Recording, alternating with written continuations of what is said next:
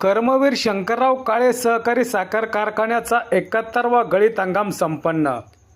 AI तंत्रज्ञानाचा वापर वाढवणार आमदार आशुतोष काळे.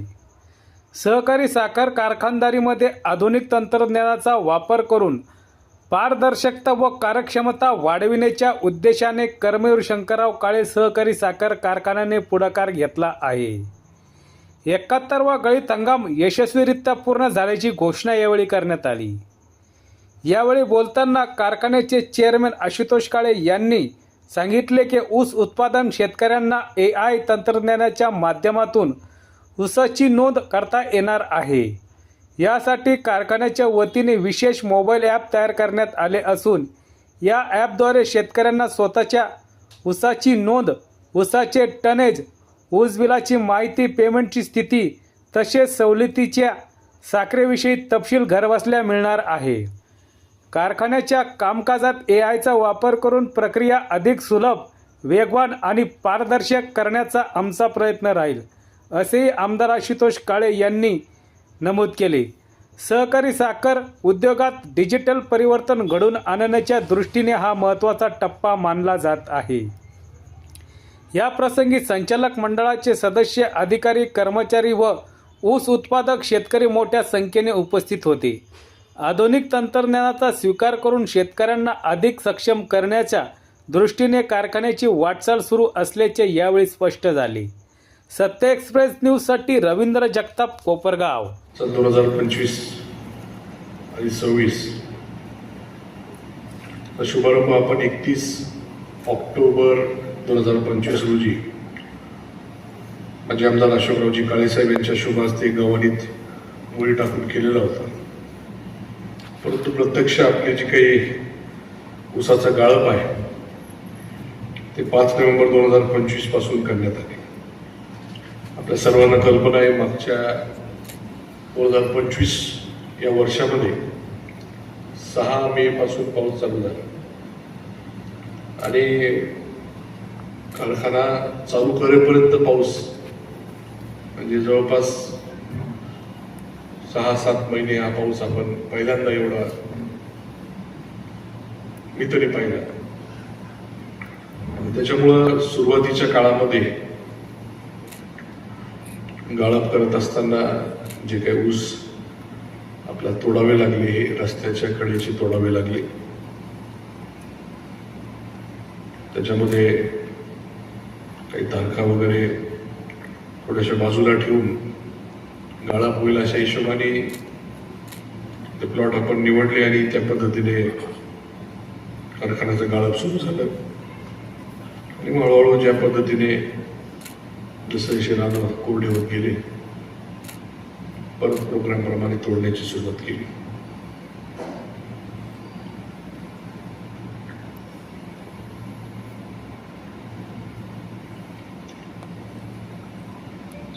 शेतकी विभागाने जे काही टार्गेट ठेवलेलं होतं ते कार्यक्षेत्रातून 4.5 लाख मेट्रिक टन आणि कार्यक्षेत्राच्या बाहेरून 2.5 लाख टन असं एकूण 7 लाख मेट्रिक टन हे उद्दिष्ट त्यांनी ठेवलेलं होतं.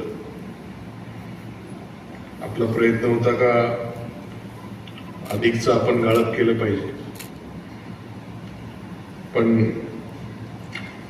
तशी परिस्थिती त्या ठिकाणी झाली नाही. प्रत्यक्षामध्ये गाळप हंगाम हा 113 दिवसाचा राहिला.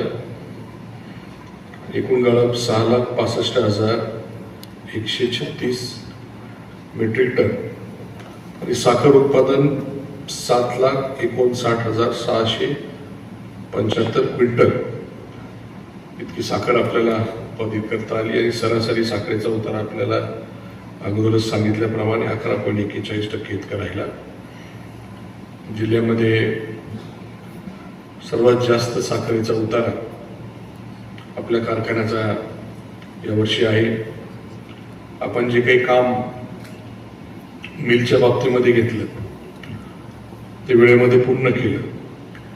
पहिली मिल आपण 42-84 टाकली. पहिली मिल जी आपली 40-80 होती ती 5व्या जागेवर टाकली. त्याचे चांगल्या प्रकारचे रिझल्ट GM साहेबांनी सांगितल्याप्रमाणे आपल्याला पूर्ण सीझनमध्ये त्या ठिकाणी मिळाले. त्याच्यामध्ये आपण कार्यक्षेत्राच्या बाहेर आपल्याला तारखा एकदम क्लिअर माहिती नसतात. कार्यक्षेत्रात आपल्याला तारखा क्लिअर माहिती असतात. आपले सभासद नोंदणी करत असतात, स्टाफ व्हेरीफाय करत असतो, त्याच्यामुळं त्या तारखा बऱ्यापैकी क्लिअर असतात. परंतु बाहेरच्या तारखा थोडेफार काही ठिकाणी होत असेल, परंतु कुठल्या प्रकारची शंका नको म्हणून ब्रिक्सचं मीटर आपण लावून मगच तोड कार्यक्षेत्राच्या बाहेर त्या ठिकाणी दिली. राज्यामध्ये आज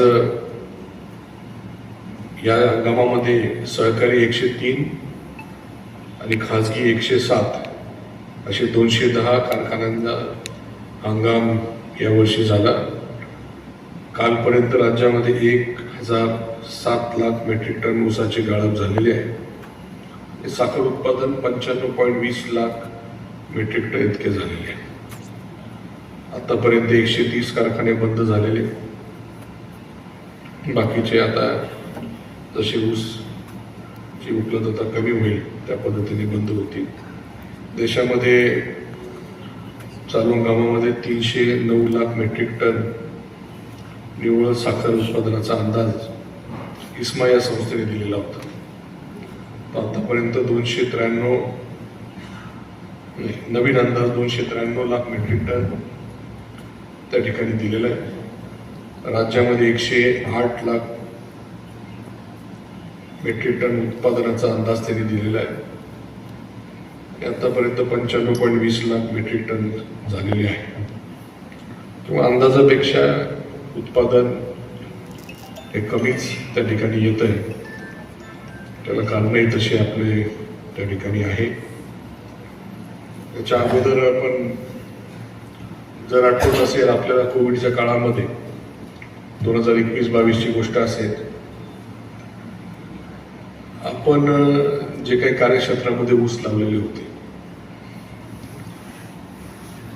काय देवकृपेने पाण्याची गरज पडली का पाऊस पडायचा, दर 10-15 दिवसाला पाऊस पडायचा. आणि कधी नव्हे तेव्हा कार्यक्षेत्रामध्ये पहिल्यांदा 8.5 लाख टन ऊस आपल्या कार्यक्षेत्रात झालेला होता. असं कधी झालेलं नव्हतं. पण एक लक्षात आलं का त्याच्यामध्ये आपल्याला कारखान्याच्या गाळप क्षमतेमध्ये वाढ करणं गरजेचं आहे. त्यावर्षी सरासरी जो काही गाळपाचे दिवस होते 167 दिवस कारखाने राज्याचे चालले होते. आणि आपण 213 दिवस ऊसाचं गाळप केलं होतं. 25 मे 2022 मध्ये आपला कारखाना त्या ठिकाणी सांगता त्याची केलेली होती. त्यावेळेस ऊस उशिरा तुटले, मजूरही त्या ठिकाणी ऊन पडायला लागल्यानंतर निश्चितच ती कॅपॅसिटी कमी होते आणि या सगळ्याचा परिणाम ऊसाच्या सगळ्या गोष्टीवर होतो.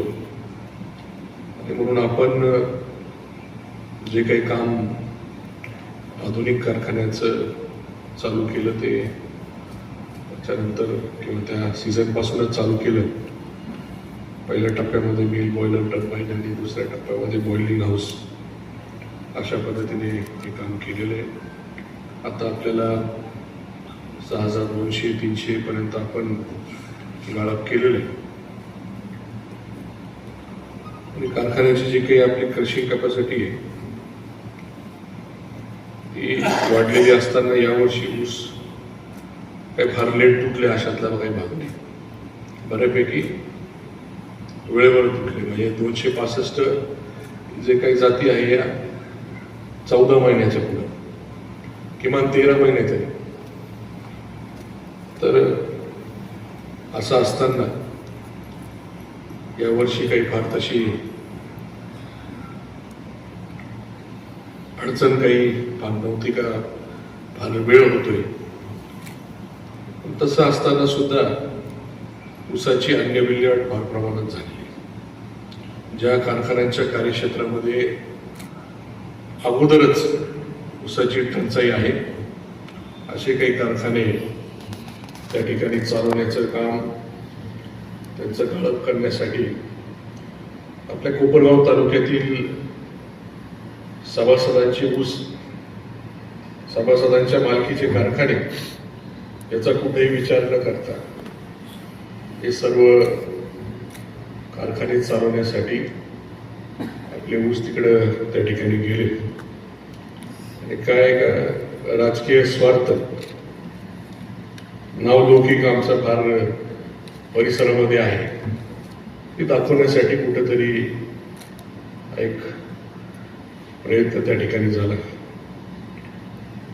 याच्या अगोदर आपण पाहतो का आपला 71वा गाळप हंगाम या ठिकाणी ची सांगताय.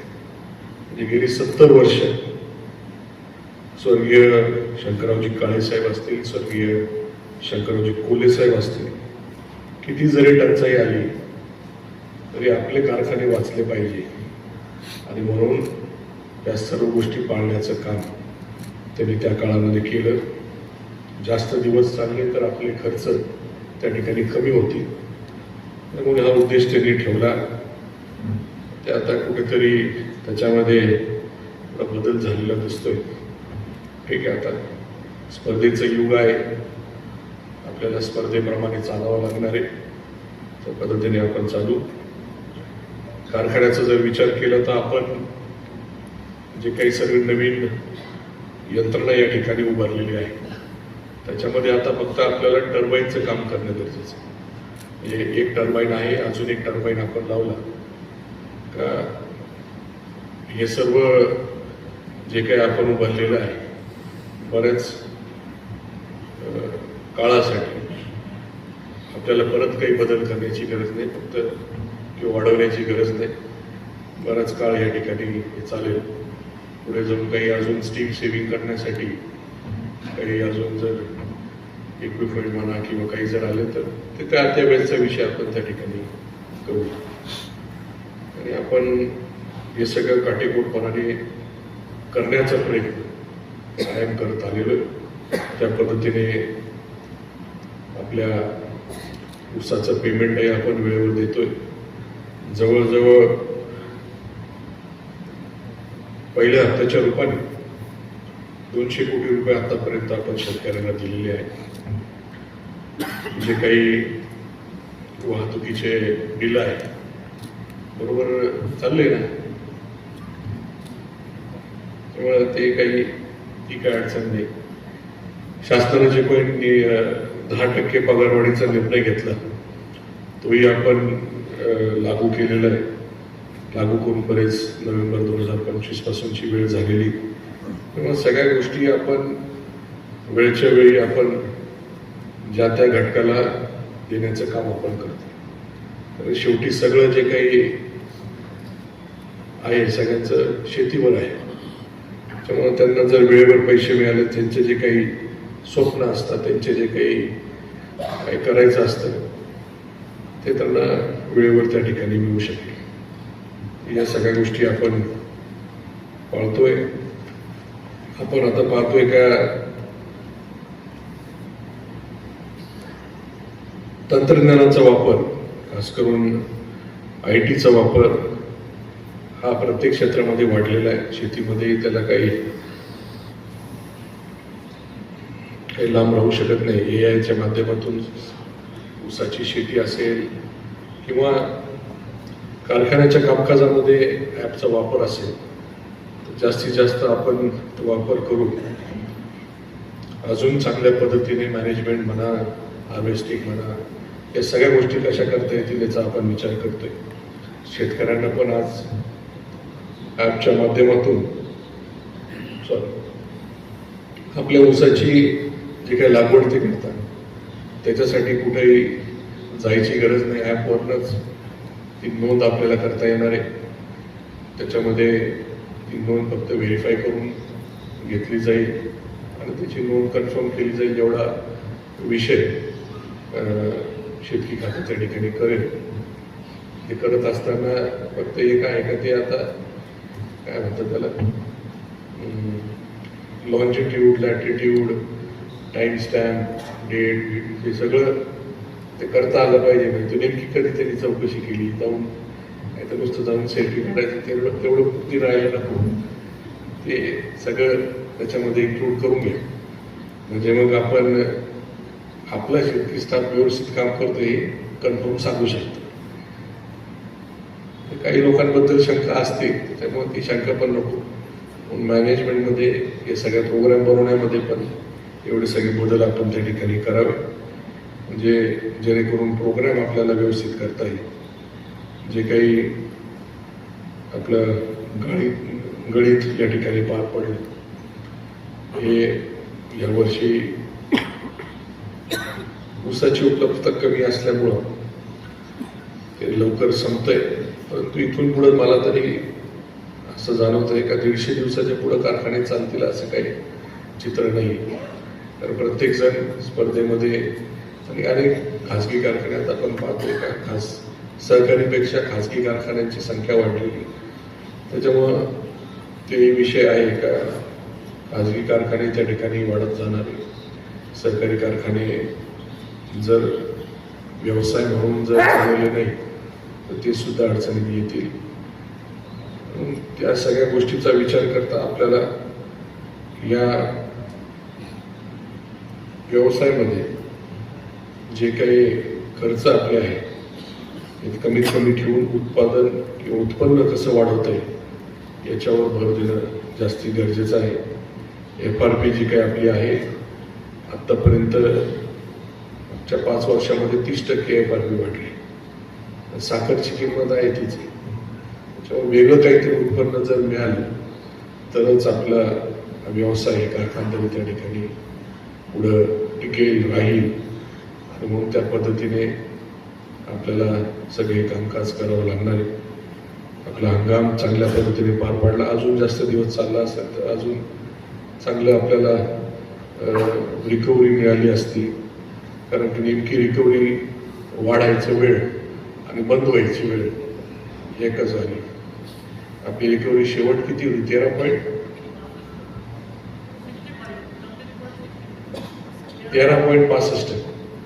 13.65 शेवटची रिकव्हरी होती. रिकव्हरी वाढायची वेळ बंद व्हायची वेळ आल्यामुळं 11:41 आली, नाही तर मग ती गेली असती 12च्या पुढे. त्या पद्धतीने आपण पुढच्या काळामध्ये ज्या त्या गोष्टी काटेकोरपणे पाळून हे हंगाम व्यवस्थित करण्यासाठी काम करूया. सर्व जे काही आपले घटक आहेत हंगाम व्यवस्थित पार पाडण्यासाठी सर्वांचं सहकार्य या ठिकाणी लाभलं. मी त्यांचे सर्वांचे आभार व्यक्त करतो. जय हिंद, जय महाराष्ट्र, जय कर्मवीर. धन्यवाद.